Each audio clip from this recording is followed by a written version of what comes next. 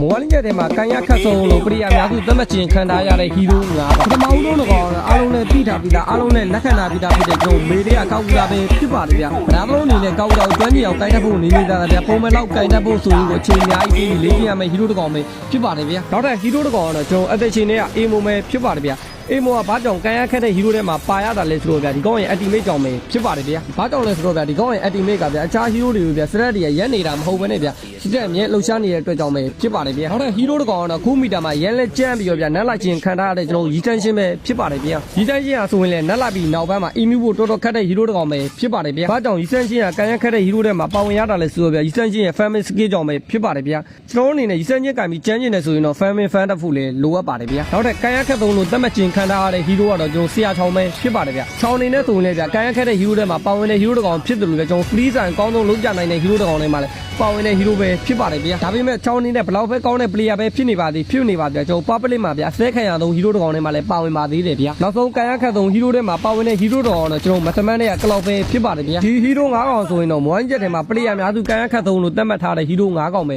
ဖြစ်ပါတယ်ဗျာဒီဘက်ဆိုရင်တော့ morning jet နဲ့ sport ball collaborate လုပ်တဲ့ event မှာပါဝင်လာတဲ့ mini game လေးပဲဖြစ်ပါတယ်ဗျာ